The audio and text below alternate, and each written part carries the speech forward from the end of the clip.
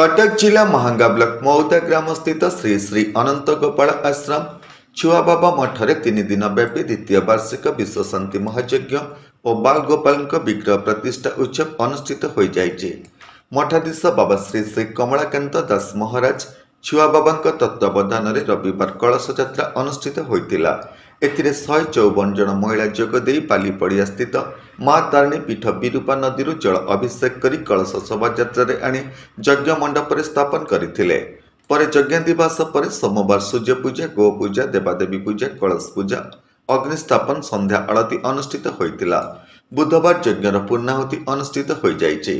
एथिरे पुरी श्रीमंदिर महाप्रभु मुख्य पूजक रामचंद्र बड़पंडा सामंत जोगदे पूर्णाहुति करथिले। विशिष्ट यज्ञविद पंडित विजयानंद सतपथी और पंडित विक्रम सतपथी तत्वावधान में वेद विद्वान माने जोगदे यज्ञ आहुति देइतिले।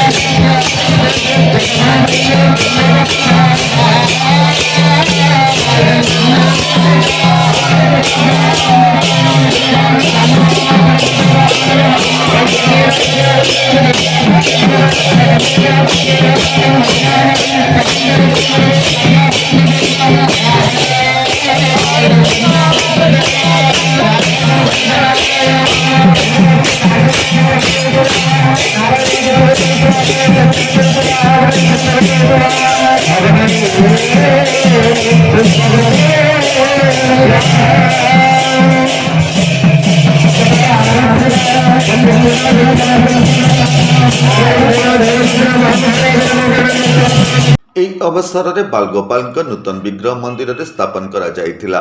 विभिन्न दिवस में सांस्कृतिक कार्यक्रम अनुष्ठित होइथिला।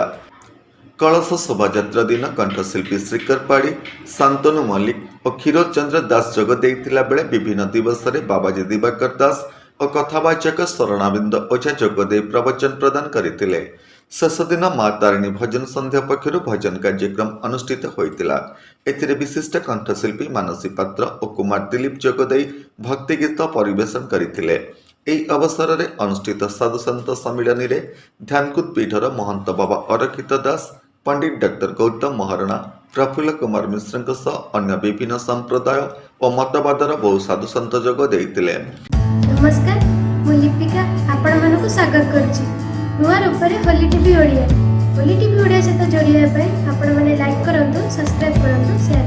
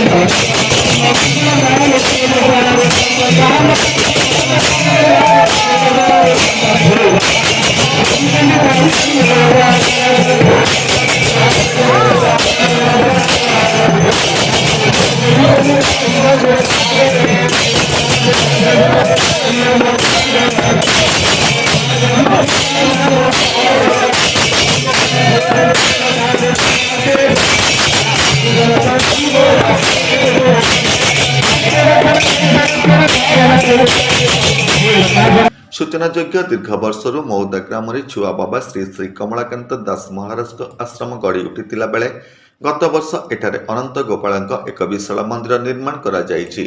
एही यज्ञानुष्ठान को मठाधीश बाबा श्री श्री कमलाकांत दास महाराज छुआ बाबा तत्वावधान में विघ्न नायक जीव परिषदर सदस्य माने एवं मौदा ग्रामवासी माने परिचालना करथिले। एही आध्यात्मिक कार्यक्रम रे 15,000 अधिक श्रद्धालु जोगदे विभु कृपा लाभ करथिले। विस्मिता जेना रिपोर्ट, होली टीवी ओडिया।